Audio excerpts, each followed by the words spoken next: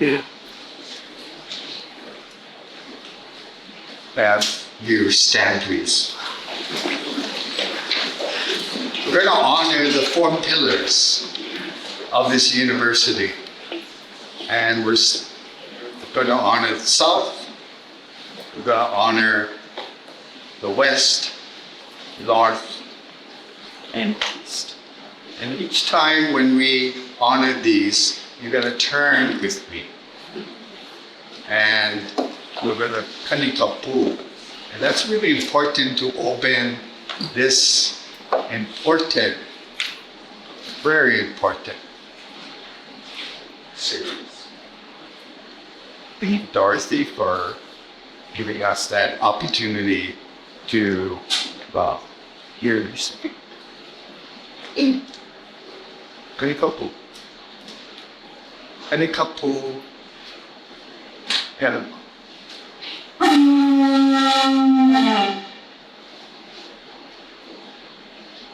oh, Mauna Lakia, oh, Haliakala, oh, Waine Kapu, Waine Kapu, Kapu,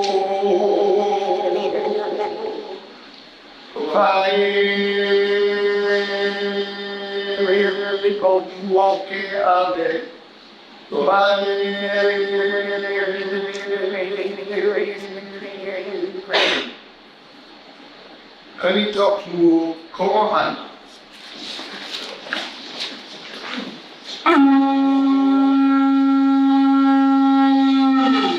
Oh, Kanebo Alanie.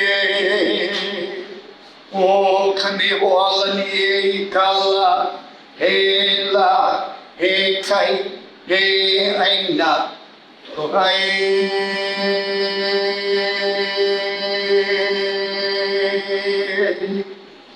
Kanikapu akau.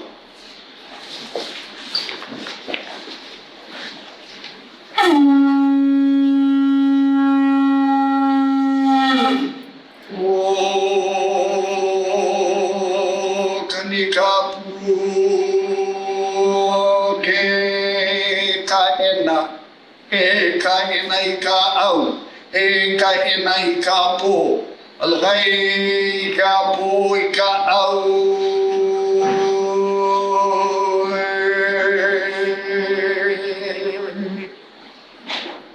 Kanikapu kahikina.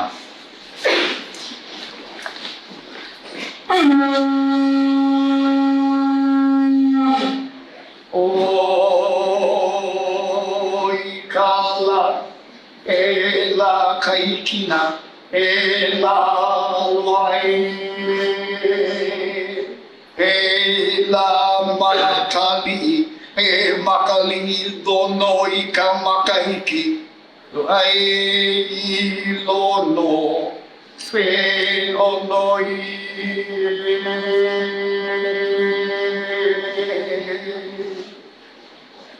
Kanikapu huli.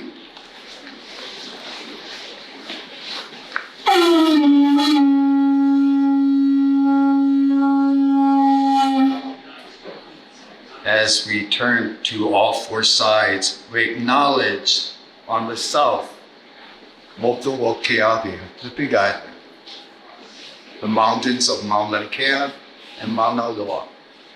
And we turn to the west, we honored the setting of the sun, Kaniwa Lani E. We return to the north, we turn to Kaena. Kaena is the point for which Ao and Po, the dark and the light sit. Tonight is that time where we're going to learn about the dark and the light. We return to the east. We honored the ending of makahiki. We honor Lono, the god Lono, Wamai Kamaki. We also honored Makali'i, the stars, the beginning, the ending of Makali. So at this time, we're at the end of Lono. This chant that I'm about to do is to honor all facets of our lives, to honor those who have hurt, to those who have given life.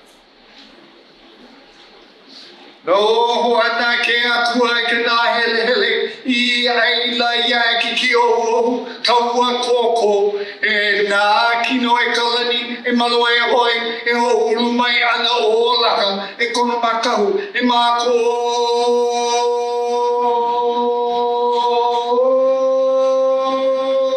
mako e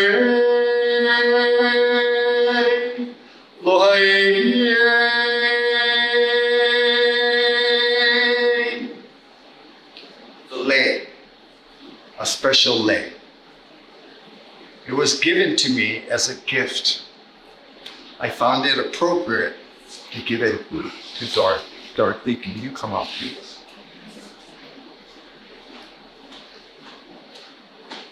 And in the Hawaiian style, we share ha, we share breath with each other.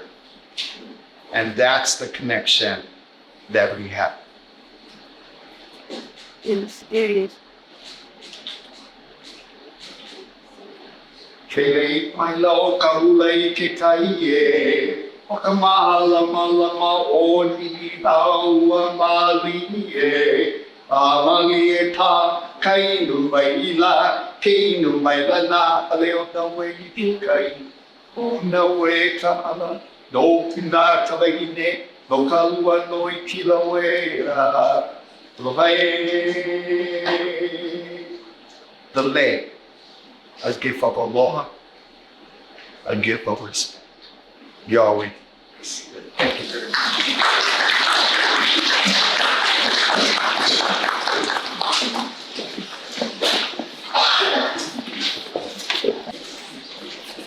Hello Friday, everybody. Welcome.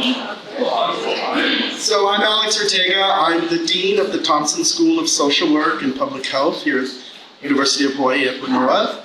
I grew up here many years ago. I went to elementary, junior high, and then went to the continent and spent several decades there, and spent many, many years in Philadelphia. And so I would like to give a warm aloha to a fellow Philadelphian, Professor Roberts, who is at the University of Pennsylvania. And I spent early part of my career there, and then later at Drexel, which is right next door. So welcome and aloha. So I'm here to welcome you as dean of one of the colleges here at the university. In social work and in public health, we believe that the greatest problems we face have to be solved socially rather than individually. When we confront, for example, heart disease, we not only have to contend with the person's diet, exercise, and genetic profile, we also have to think about where they live, what kinds of foods available and what they like, what they do for work and how much time they have to leave for exercise, and what sorts of access to care they have and whether or not they have health insurance, and what sorts of biases they might face when walking into the health clinic door. To really cure ailments, we have no cure. We have to cure them altogether. We call these the social determinants of health. The same spirit animates this Justice Innovation Summit, which has been so ably organized by Lauren Walker and her team, and to which scholars and advocates have traveled from far away as Brazil, Italy, Nepal, and Tanzania. Welcome and aloha, all of you. Thank you. So everyone at this gathering, I understand, is working hard towards a criminal justice that doesn't just punish wrongdoing, but that heals wounds, restores community, and prevents further harm. Thank you for this. So preventing harm and stitching together community brings me to our Lieutenant Governor, Sylvia Luke. I have the privilege of introducing her tonight. She is an immigrant, an alumna of Roosevelt High School, and more importantly, an alumna of University of Hawai at Manoa. Welcome. And she is now the highest, she is now the highest ranking Korean American state official in the entire United States.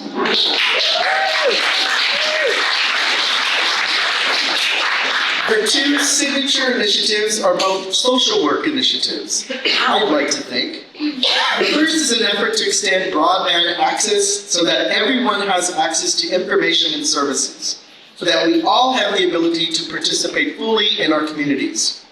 The second is an effort to expand access to early childhood education, which is one of the best ways not to just prepare children for educational success, but to prevent child maltreatment and prevent future criminal justice involvement. So it is my pleasure to introduce to you our social working Lieutenant Governor, Sylvia Luke. Mahalo.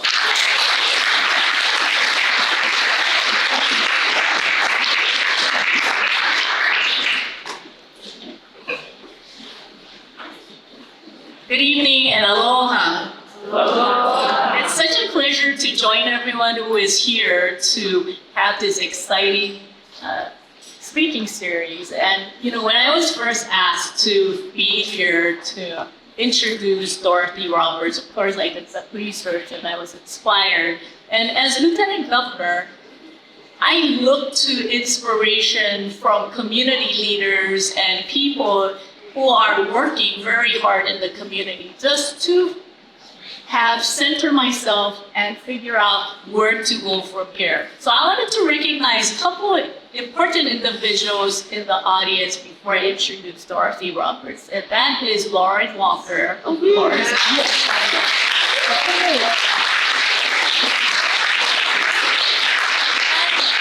The other individual that we've been working with very closely, which is to reform our child welfare system, is Lauren Tuchiki. And where is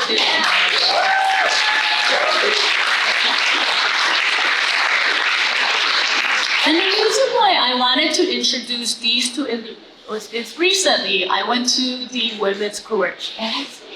And I visited the Women's Correctional Facility, had spent some time with the female inmates, and it was one of the classes that they were taking, and they were writing poetry, and they shared with me some of their poetry about where they live, some of their experiences, and these were some of the most beautiful writings I had ever read, and they're planning to formulate and put them into books. One of the things that they told me when we were sharing it was a close woman, and we're sharing stories with each other. One woman said, "I can't believe the Lieutenant Governor is here because I thought nobody outside of here cared.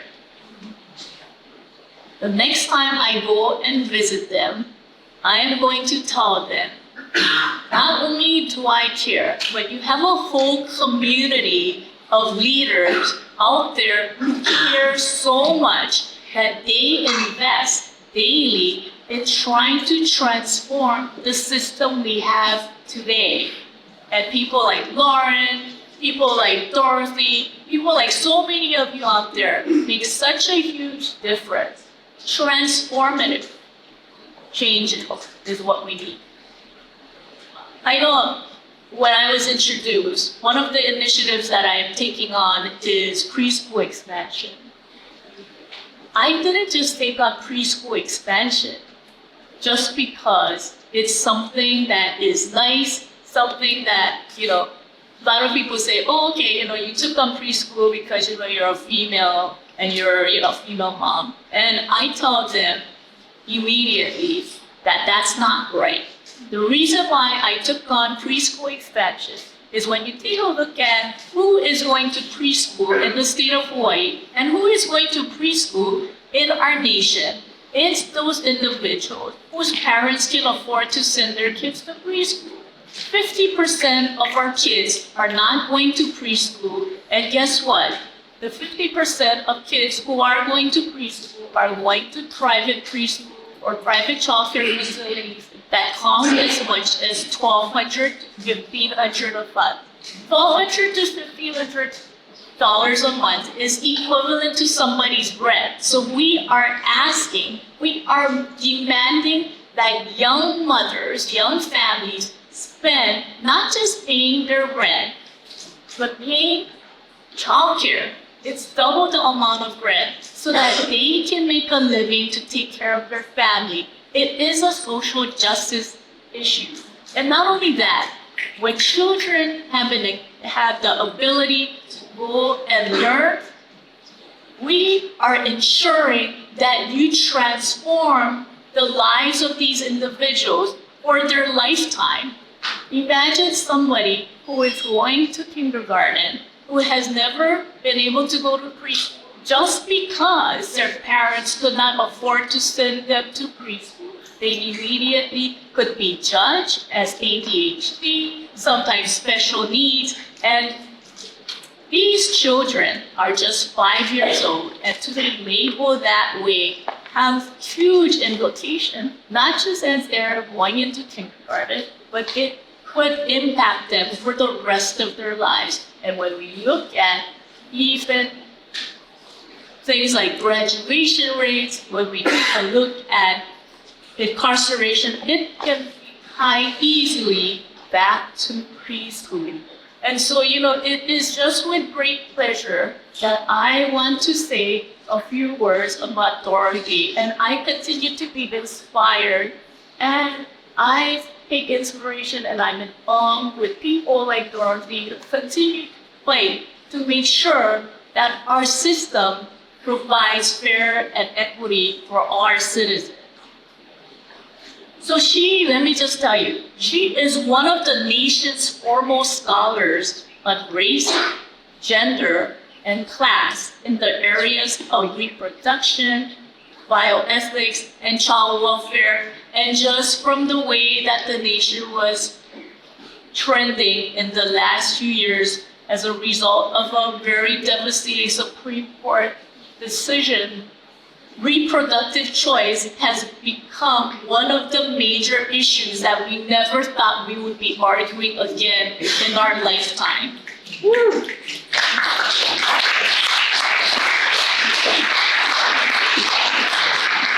In her latest book, Torn Apart, she strongly criticizes our child welfare agencies, arguing that they often worsen racial inequity and punish poverty instead of actively protecting children from abuse and neglect. She notes that we too frequently give agencies the authority to take children away from a single mother who has just been evicted, but not the resources to keep the family together and balanced. Professor Roberts has dedicated her career to this field, authoring over 100 articles and 4 books on topics ranging from reproductive freedom to challenging the myth of race as biological concept. She is an endowed professor of law and sociology at the University of Pennsylvania and founding director of the Penn Program on Race, Science, and Society. She has more awards than I can even imagine, so I'm not going to take most of the speaking series to talk about every single award, but she is a member of both the American Academy of Arts and Sciences and the National Academy of Medicine. So now, without further ado, it is my honor and pleasure to welcome and present Dorothy Roberts.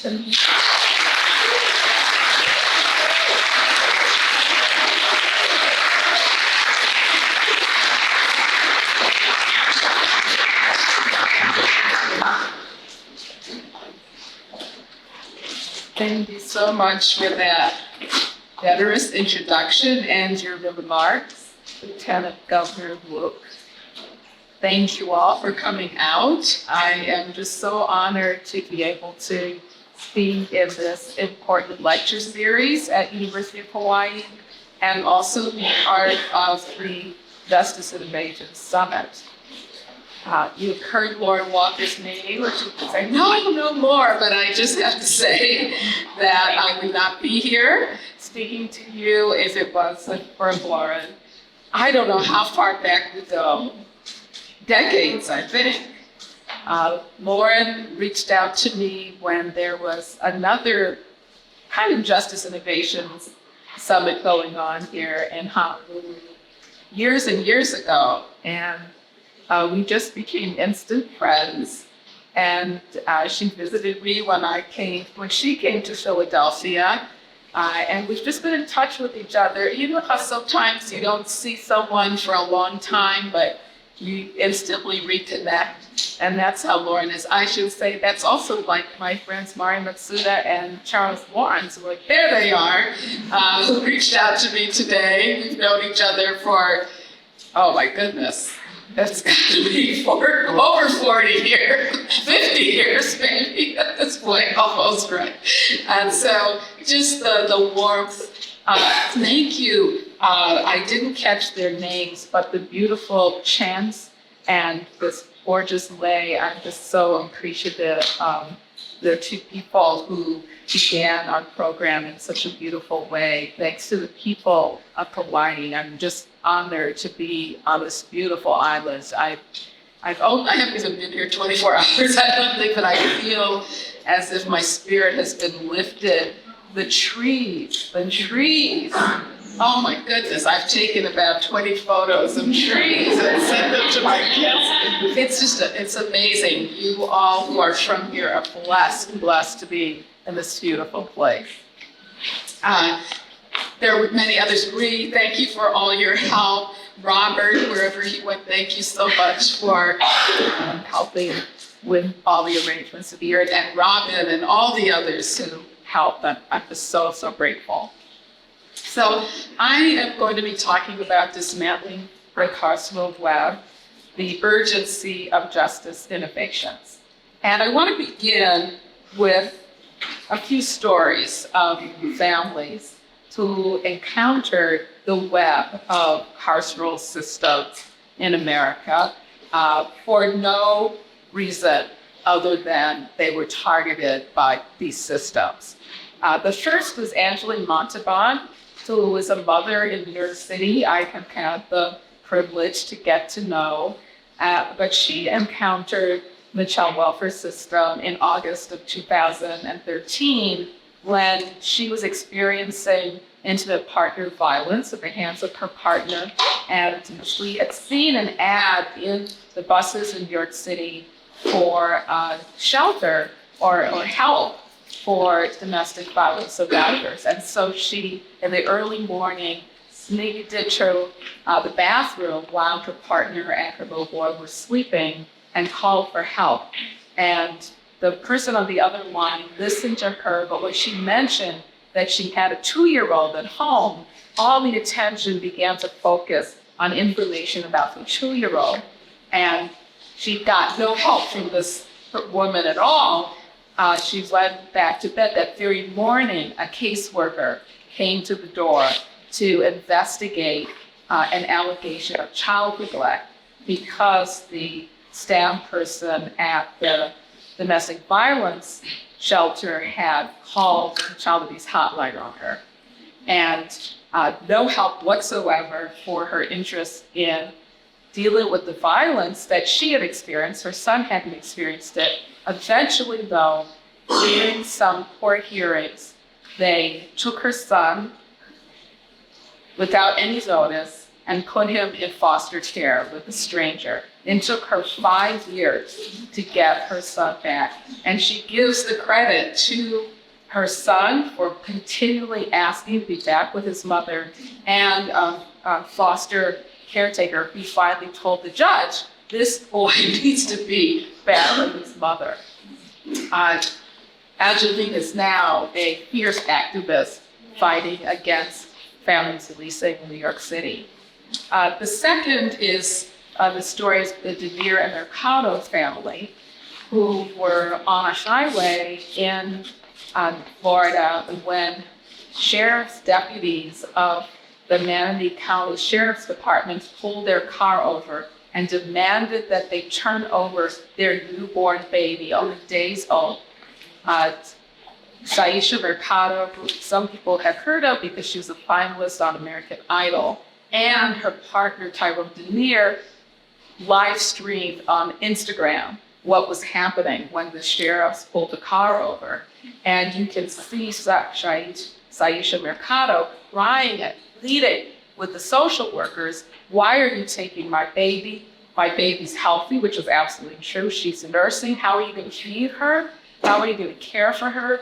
They showed no mercy at all. They took her baby from her. Now, why would this happen? Well, because when she was pregnant with this baby, she was trying to transition her toddler from breastfeeding to solid food, and he wasn't doing well. So she took him to a hospital in St. Petersburg to get help. Instead of giving her help, they called the child abuse hotline here, alleging that her toddler was failing to thrive, and she was guilty of medical neglect, even though she had brought the child to the hospital to get help. So now, that day, they took custody of her son, and she's in now the child welfare system. And so when she became pregnant, when she gave birth, she ended the baby she was pregnant with. A judge issued a pickup order to pick up the baby. No evidence that the baby was being harmed at all, but because she had already been labeled a neglectful mother, the judge determined that she should have to turn over her baby to foster care. The next is the Claiborne and Williams family in Tennessee in February 2023. This was a Black family that was traveling from Georgia to Chicago through Tennessee to go to a funeral of a family member. And when they were in Tennessee, police officers pulled the car over because they said that the windows were tinted too darkly and discovered a small amount of marijuana in the car. They arrested the father for drug possession, and at the courthouse hearing, took custody of all 5 of their children on those grounds. Now they have their children in foster care in Tennessee. They don't even live in Tennessee, and had to fight to get their children back. Finally, the Jackson family near Dallas, Texas, just last March, they had a home birth, and they took the baby to the hospital to get checked out by their pediatrician, and the pediatrician diagnosed the baby with jaundice. They wanted to treat the baby at home as they had a home birth at the hands of the midwife who was trained to do this. The doctor disagreed and called the child abuse hotline. So police officers came to their house, arrested the father, and took baby Milan into foster care. Now, all of these families got their children back eventually. Angeline Montauk took the longest 5 years. She wasn't in the news. The other 3 had press conferences. At this point, there was a movement to bring to attention these kinds of injustices of taking children away needlessly from their families. And so they were able to get their children back. But the children and their parents all suffered terrible trauma from this absolutely unnecessary removal of their children. Now, I use these stories to point out some common aspects of this system. Number 1, Black families in the United States are at far higher risk of having their children taken from them and being investigated and having their parental rights terminated, as well as Indigenous families. It also shows this connection between law enforcement, criminal law enforcement, and civil child protection. It also shows how children may be removed from their homes, not because of any evidence that parents are trying to harm their children, but because of some need in the family that the parents are actually trying to fulfill, but if they haven't filled it the way that the state wants them to, they can be subjected not only to investigation, but to the taking of their children. I want to point out that there is a similar kind of disparity in Hawaii. Native Hawaiian Pacific Islander children are at far higher risk of being entangled in the child welfare system. And I'm taking these images from the Honolulu Civic, is it civil or civic? Civil Beat, yeah, Civil Beat, which is doing a series they call Hawaii versus Corrupt Rights on the high rates of child removal in Native Hawaiian and Pacific Islander families, and also the interest that many people have, including legislation pending, I understand, in Hawaii to give parents greater rights to be able to protest when there are investigations of their families. So I want to say a little bit about how I got interested and involved in activism and scholarship on the child welfare system. I began research on it when I was doing work on my first book, Killing the Black Bodies, Race, Reproduction, and the Meaning of Liberty. That book is about the long-standing regulation of Black women's childbearing. And when I was doing that research, which started from my investigation of the prosecutions of Black mothers in the late 1980s, early 1990s for being pregnant and using drugs, I discovered that in addition to hundreds of prosecutions of Black women targeted for prosecution and turning a public health issue into a crime, many, many more Black mothers, thousands of them, were having their newborn babies taken from them at birth because of a positive drug test. And that got me to really look at, for the first time, the child welfare system. I knew it existed, but I had no idea that it was so deeply racial and, well, to be more blunt, racist. When I was in Chicago at the time, and I started looking at family court proceedings, and every single family I saw before the court was a Black family. I saw Black mother after Black mother after Black mother needing to get her children back from the child welfare system. I started to take my students to hearings there. I'll never forget one hearing where a Black mother was standing in court, the judge pleading to get her children back, and the caseworker said, well, there's still roaches and rodents in her house, in her apartment that she's renting. And the judge said, well, 6 more months, your kids have to stay in foster care. And my students were astounded. They couldn't understand how a judge could keep a mother's children in foster care, harming these children, when the problem was that the landlord was renting an apartment with roaches and rodents. And they asked this judge, the judges agreed to talk to my students afterwards, and they asked the judge, why would you do that? And the judge said, because I have jurisdiction over her, the mother, I don't have jurisdiction over the landlord. That was his answer. So at the time, the largest group of children in foster care were Black children. Though Black children were a minority of children in the United States, they still are.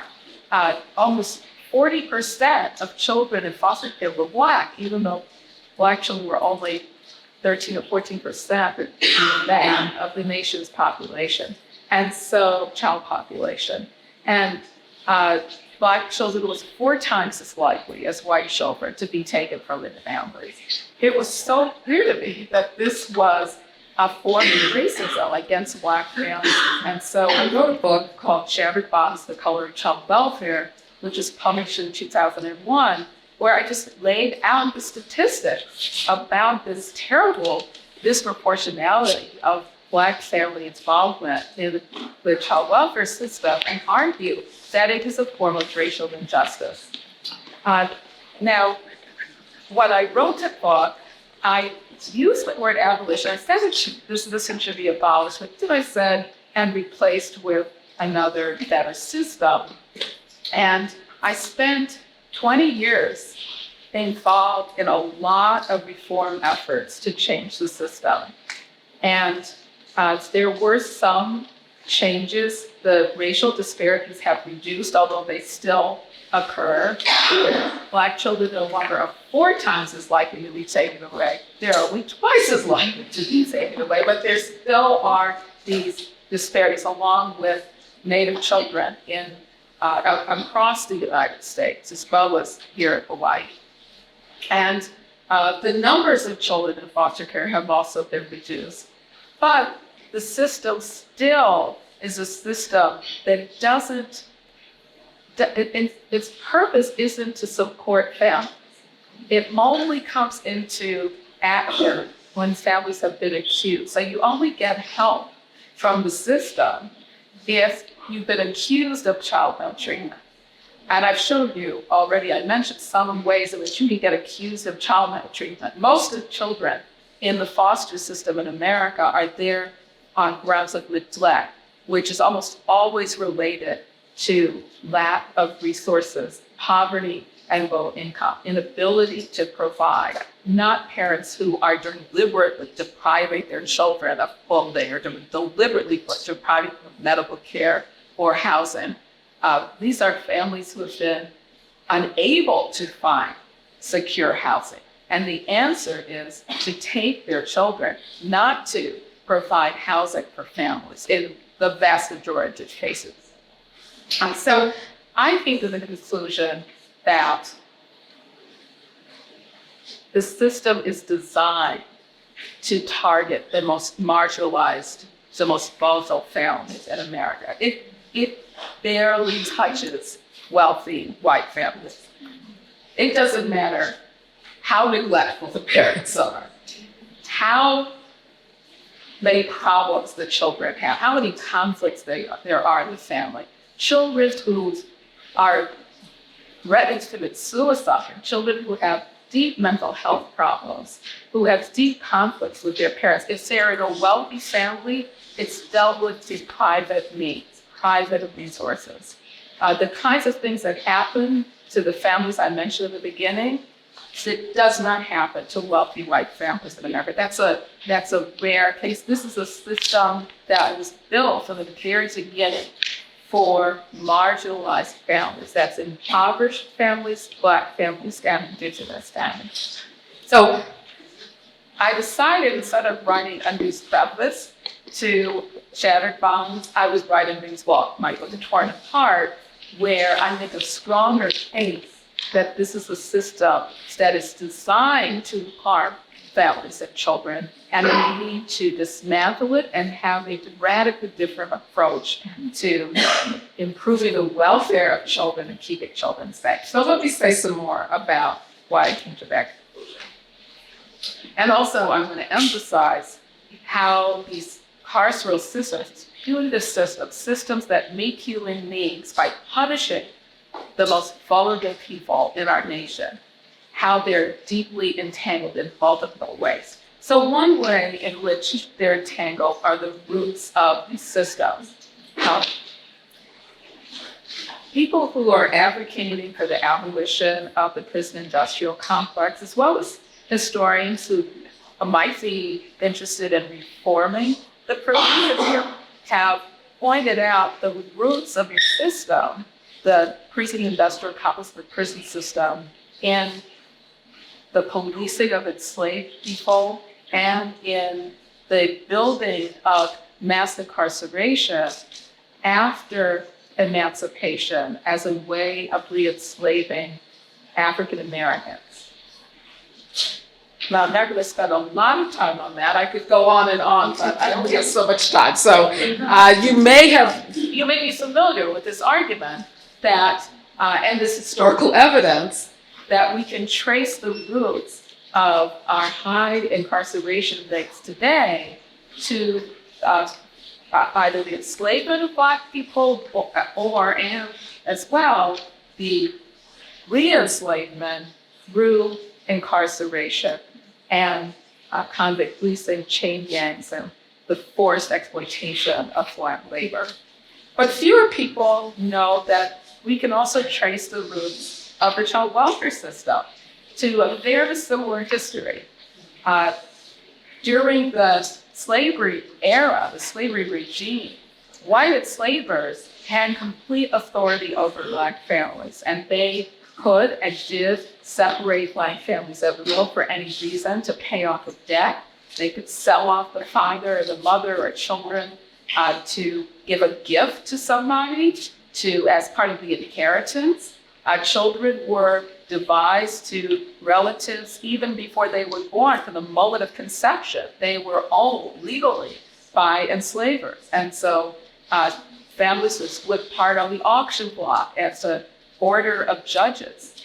So we have a deep history in the United States of family separation. It didn't just start with the Trump administration. People say it goes back hundreds of years to the slavery era. Now, after slavery was abolished, as you may know, this is part of the history of prisons, there was a terror campaign of white supremacy to put black people back to the status they had during slavery. And part of their campaign was to take black children by the tens of thousands right after emancipation and return them to forced labor for former white enslavers. And they did it through the courts.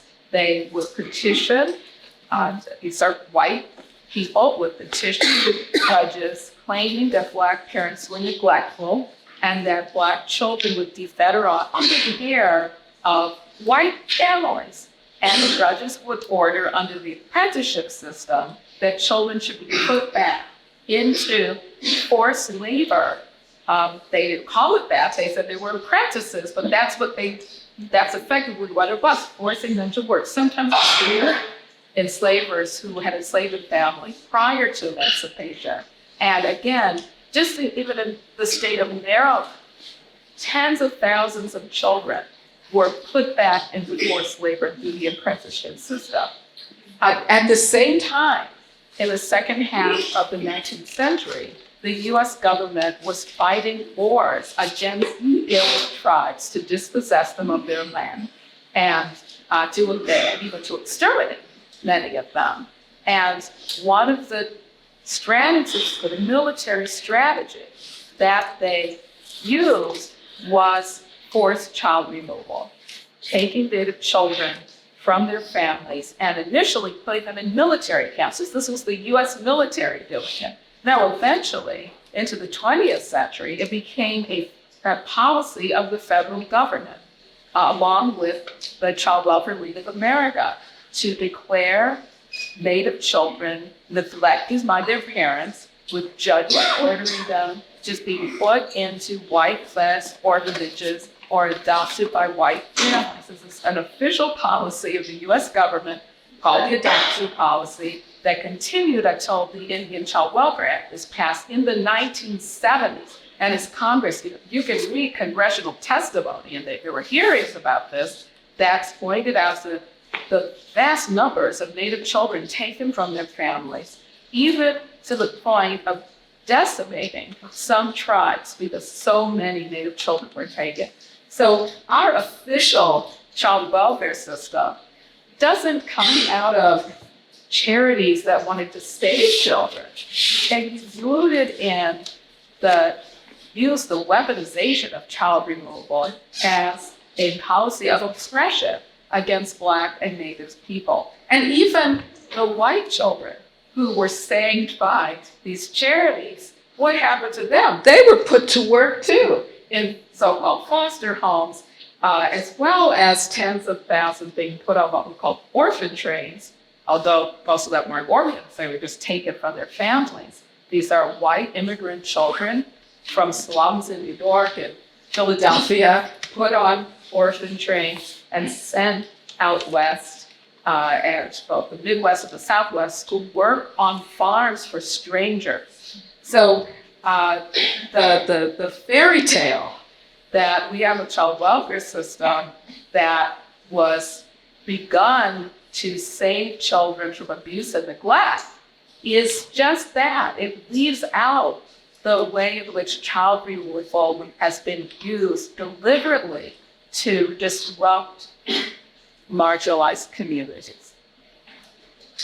Now, another aspect that explains some of our child welfare system today, moving forward into later in the 20th century, is the stereotype that Black women are bad mothers, that we don't care for our children are better off in anybody else's care. The myth of the welfare queen, which I'm showing here, a Black woman who has babies just to get a welfare check. She doesn't really care about her children. She's got them just to collect welfare. And so then she doesn't spend the money on her children. She just spends the money on herself. And her children are completely, not only neglected, but she's passing on to them a lifestyle of criminality and welfare dependence. And there needs to be policies to control the child bearing of Black mothers. This idea is so prevalent that I would think many of you, especially if you were around in the 1980s, know that stereotype of the welfare queen. You may also know the stereotype of the Black crack baby, completely false idea that somehow Black women have this trait where only they pass down these terrible defects to their children because of drug use. The crack baby didn't apply to any other children, only Black children. And we now know that those claims that children born to Black mothers who use drugs while pregnant would not be able to learn, that they become criminals, that they lacked a social consciousness, all of that was completely false. But those images have helped to shape policies in the United States, Carceral policies in the United States. So, as I mentioned earlier, during the late 1980s through the 1990s, hospitals, prosecutors, and police officers worked together to prosecute Black women, especially who were pregnant and using drugs. One example was the Medical University of South Carolina's interagency policy on cocaine abuse during pregnancy, which was a policy of the hospital to collaborate with police and prosecutors to turn over evidence that their patients were using drugs, with police coming into the hospital and arresting mothers right after they gave birth, some of them still bleeding from the liver, locking up pregnant women on grounds that they were committing child abuse by using, criminal child abuse by using drugs. And eventually, the US Supreme Court held this was unconstitutional because they were collecting evidence of a crime without a warrant. It violated the Fourth Amendment, as the US Supreme Court held, although, as the Lieutenant Governor mentioned, we now have the US Supreme Court decision that eviscerates reproductive freedom, and prosecutors are prosecuting women for all sorts of crimes, stillbirths, miscarriages, not just using drugs. Any harm to a fetus or alleged risk to a fetus can be a crime. But it began with the prosecutions of Black women in particular. At the Medical University of South Carolina, for example, all of the nearly 50 women who were arrested were Black. And the one white woman had a Black baby. That's how she got targeted. So these were racist as well as sexist and harmful policies. So that for the first time, conduct during pregnancy, instead of seeing this as a health problem, was seen as a criminal offense. Now, another aspect of the child welfare system, which is harmful, And we can talk about this in Q&A if you like. I know it's hard for people to wrap their heads around this because mandated reporting seems like such a good idea. We think, don't we want to have people out there who are monitoring children and looking for child abuse and neglect and reporting it? But what it does is it takes the professionals who are trained to help families care for children, doctors and nurses, teachers, social workers, who are supposed to be the experts at helping to support children. And instead of asking them to support children, it asks them to turn them over to a caseworker, to a system that is not going to provide what these families need.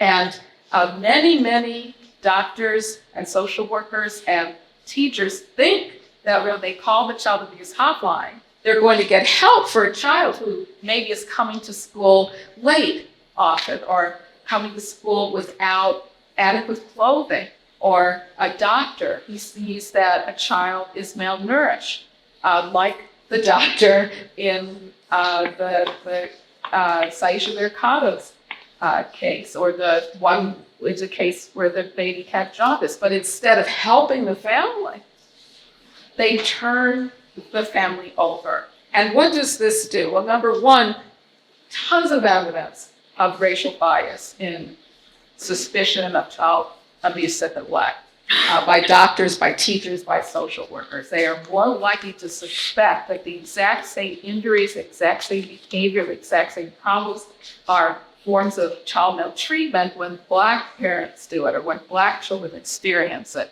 than white children. But also, it deters people from seeking help because they're afraid that even though they care deeply for their children and they want to help their children, that the response they're going to get is that their children will be taken from them and harmed even more.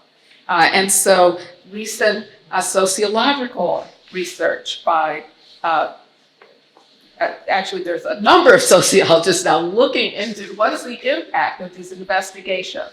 And by the way, a recent study found that more than half of Black children in America will experience a child welfare investigation before the age of 18. More than half of Black children. So, as Deanna Smith found, Black mothers are afraid to bring their children to the hospital, and many are because of these CPS investigations where they know they're going to be wrongly blamed for harms to their children and fear that their children will be taken from them. This study of survivors of domestic violence found that a third of survivors said that they didn't ask at least one person for help because they were afraid the information about the abuse would be reported to the police or CPS, as happened to Hannah Butaban in the story I told at the beginning.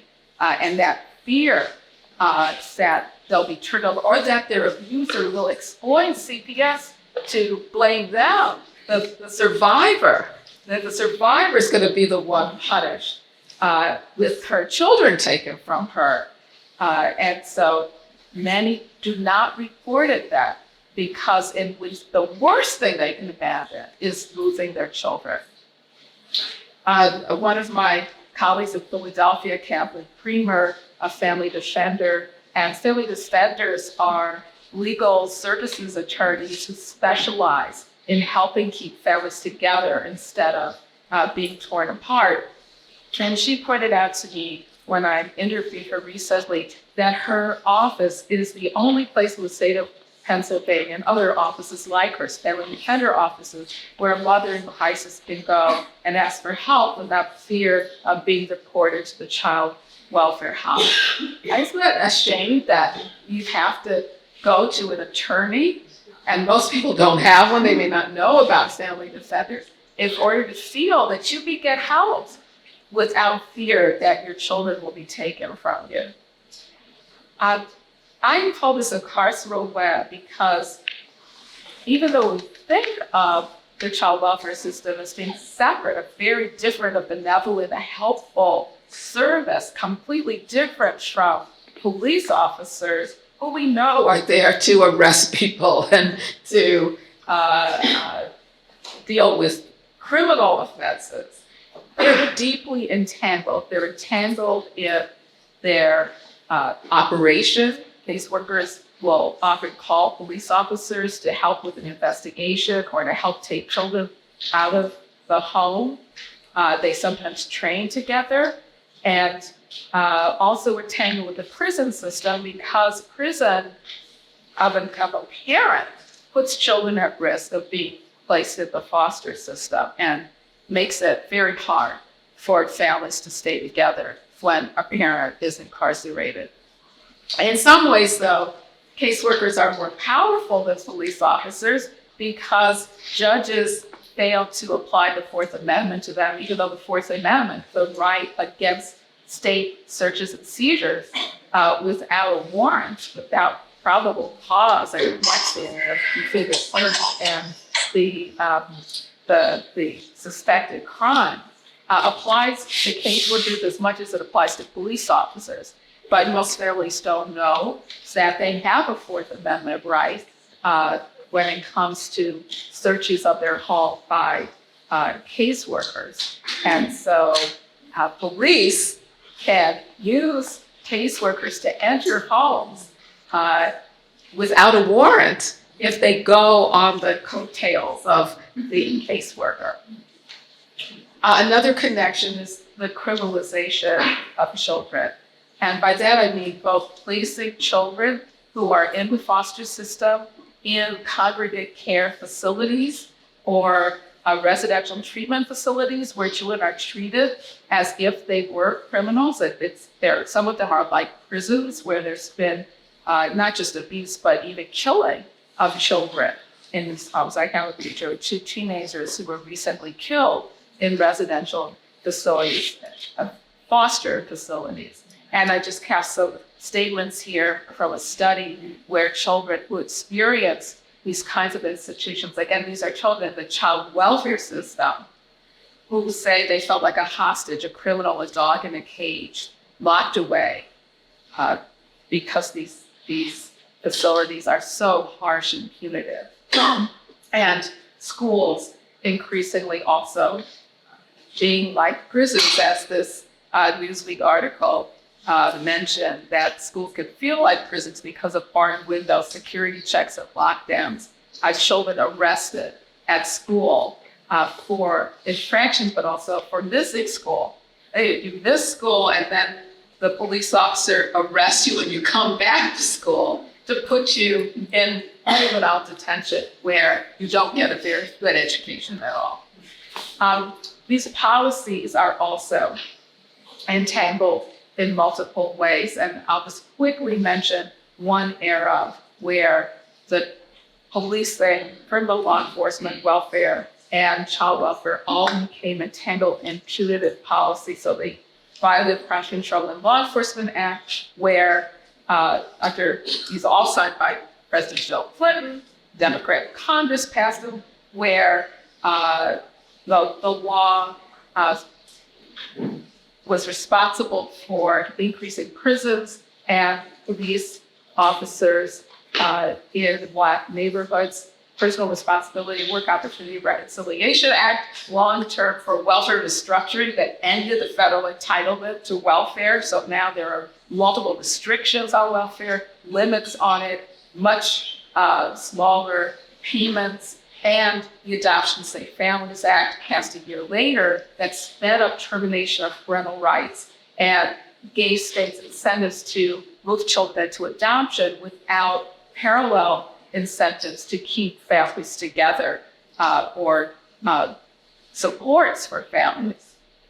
And then overall, a carceral logic, the logic that the unmet needs of children and families constitutes child maltreatment that's caused by parental pathology and cognitive deficits in need of therapeutic care, supervision, and punishment, instead of recognizing that most of the harms to children in America are caused by our terrible policies that do not provide the resources that families need. And captured children and families in impoverished neighborhoods, structural racism, all of the deficits that we have for children in America, not at their parents' hands, but at the hands of ideologies and policies and structures that do not support families.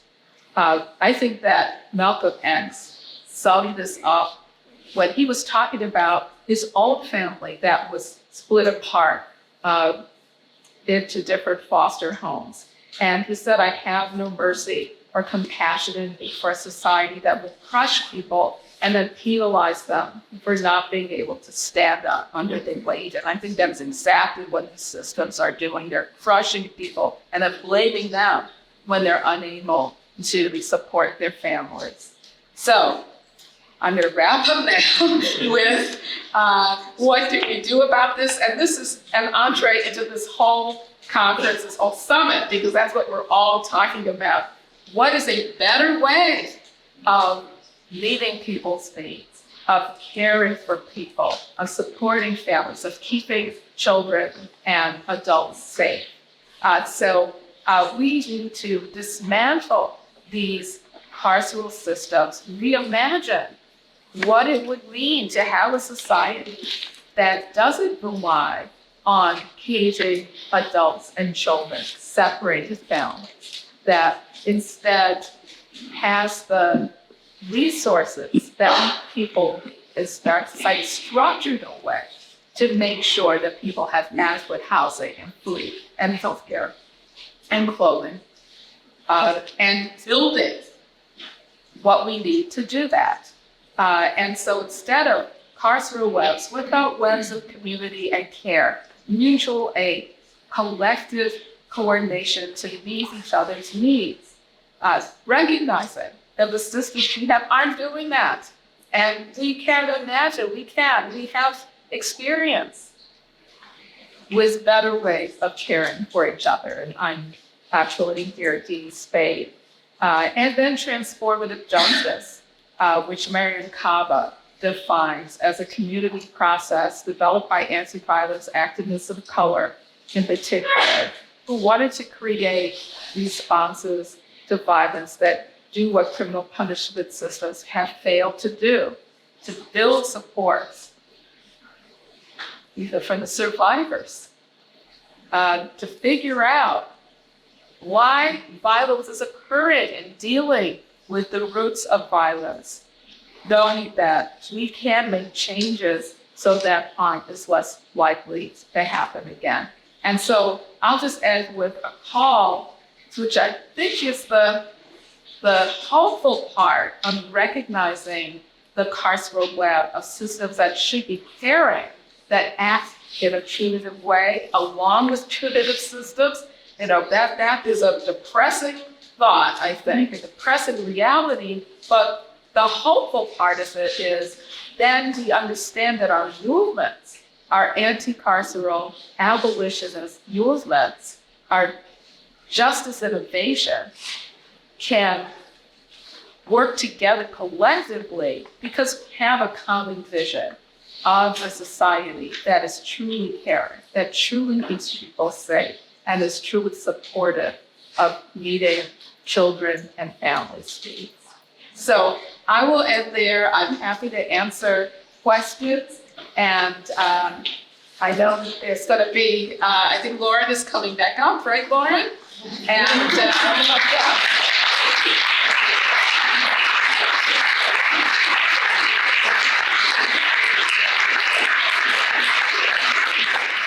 So the first question was, Dorothy, about the relationship between taking children at the border and the child protection system. Yeah. Well, one thing that I think is very noticeable about the policy, which also didn't begin with President Trump, but he's definitely accelerated it and had a very inhumane approach to taking children of asylum seekers and migrants at the southern border. But as it deserved, there was an outcry around the nation against it. There were petitions that were signed, there were court cases, including briefs that were filed by human rights experts.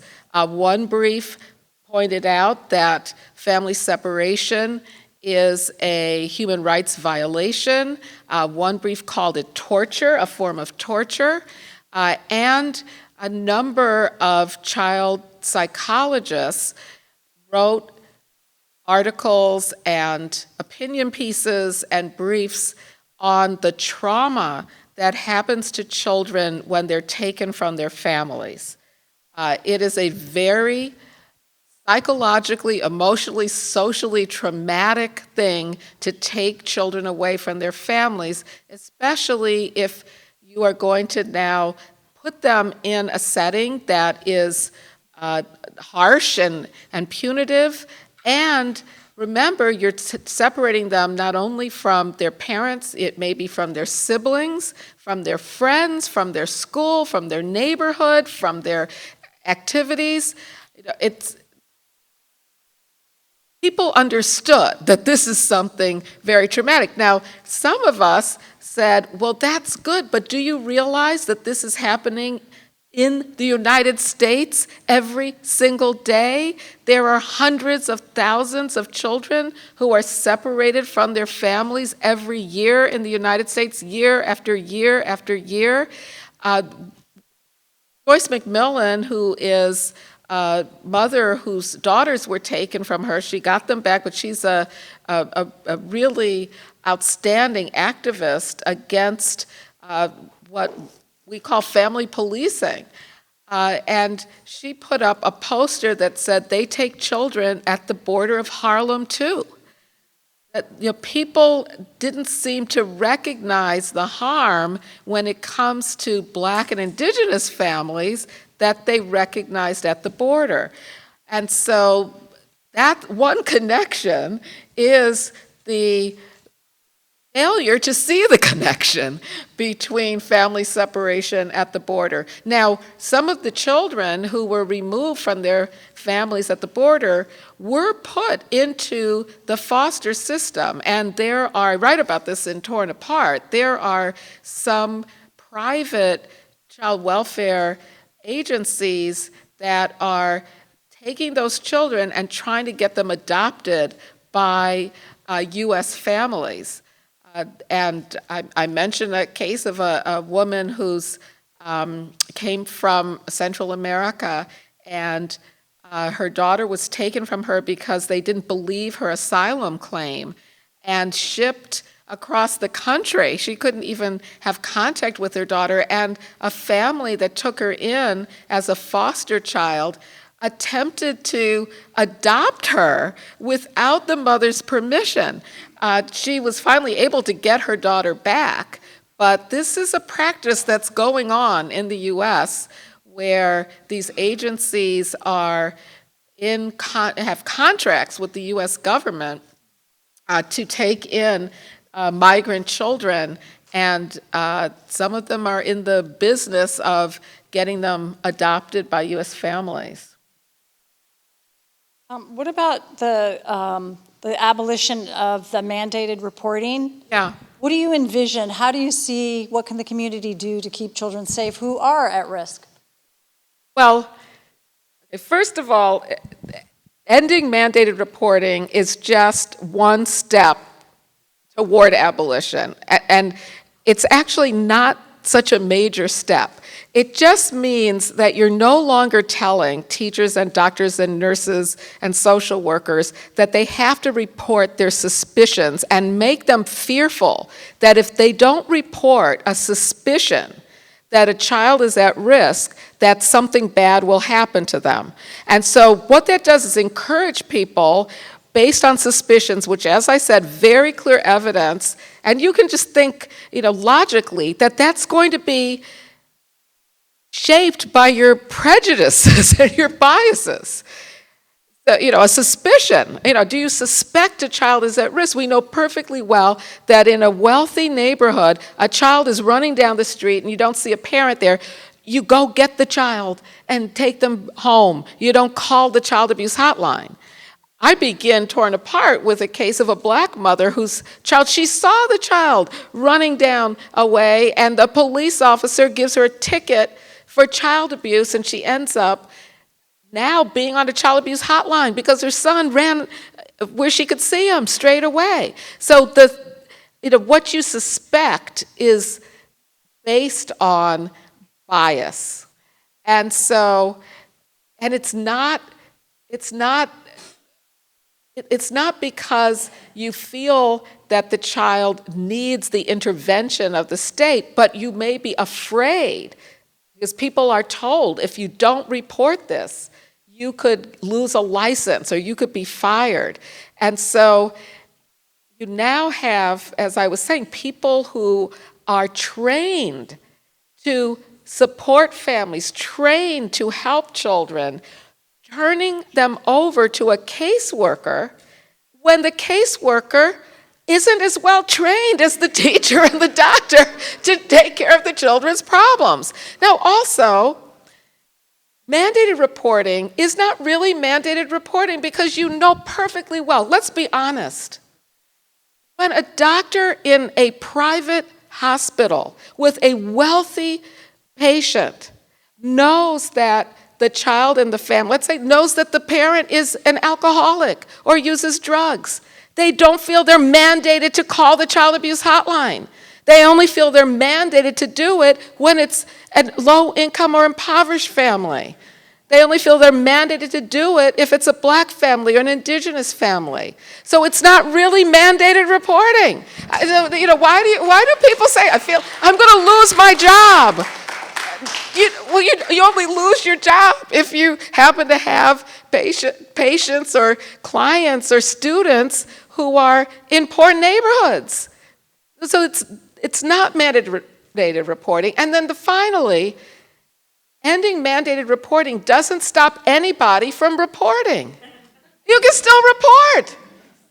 You can still report. So to me, it doesn't go far enough to end mandated reporting. But just think logically about it. We're just so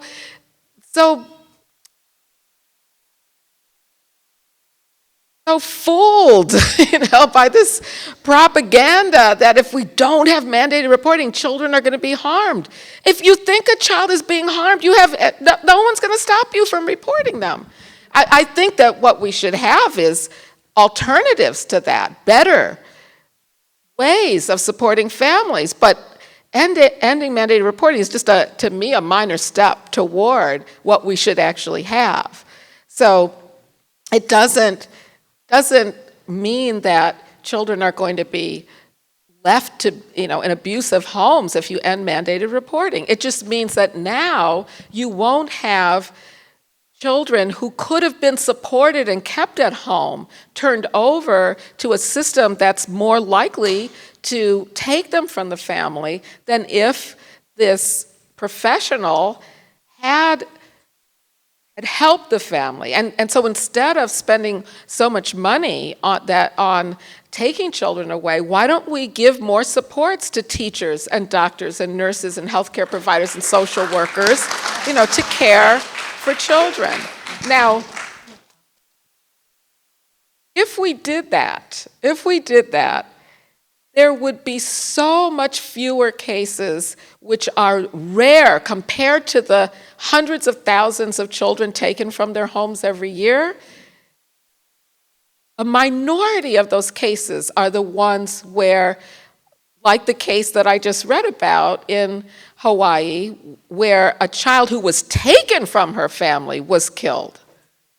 That was not a case where the birth family killed the 10-year-old girl. She was taken from her family and put in a dangerous situation. So first of all, that to me is an example of how this system is harming children. It's not helping. She wasn't helped by that.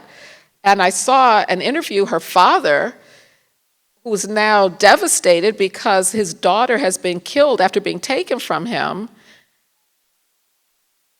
looked to me like the child would have been far better off with the father. I don't know all the situation, but obviously she would have been better off left with her father than the way she was tortured and killed in the foster home. So, but in addition to that, if we had a society and communities that had the resources to support families, there would be far fewer of these extreme cases than there are now. Transformative justice approaches could also deal with these cases better than what we do now.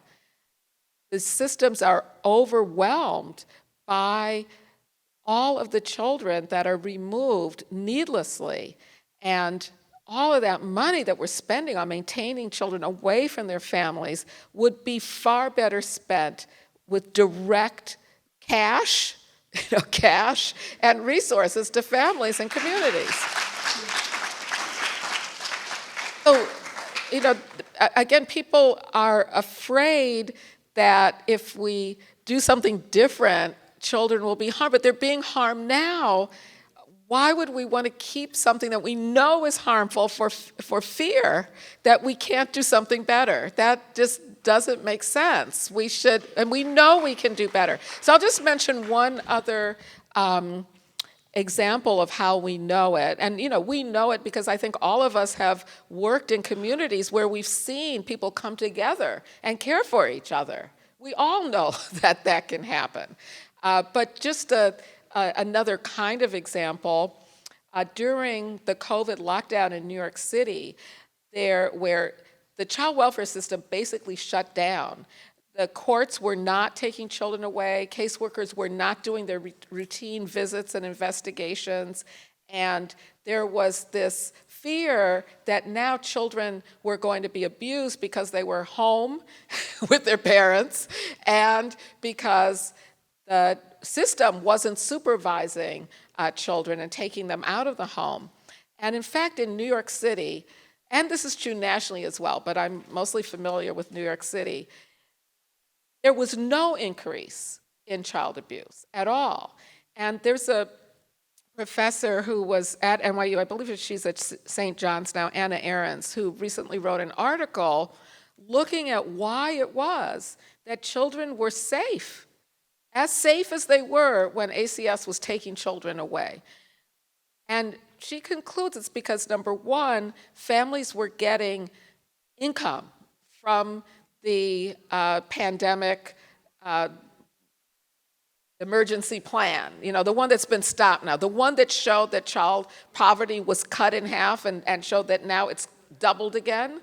So we know that just putting money in people's hands is an effective way of cutting poverty. I don't know why you need a study to show that, but study after study showed that it's effective and that, guess what, people don't spend it on booze and lottery tickets or whatever, and Cadillacs, or whatever. They spend it on food and housing and clothing and medical care, the things that they and their children need. And children are better off that way. So that's one reason why there wasn't a spike in abuse, because families were getting more of the concrete resources and income that they need. And the other was that New York has a very robust system of mutual aid, a whole network of mutual aid organizations that sprang into action during the lockdown. They provided groceries, they provided mental health care, they provided clothing, temporary shelters, what families needed to care for children. And I think that Professor Ahrens makes a great argument that that is the reason why children could be as safe without policing their families when they have what they need to be able to care for children.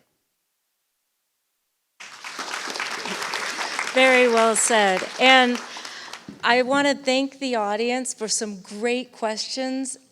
Honestly, you've touched on most of the ones in my hand in one way or another, but I want to let you know those that did take the time and the energy to write these, we will be giving them to Dorothy so she can start signing books and we can get you out of here.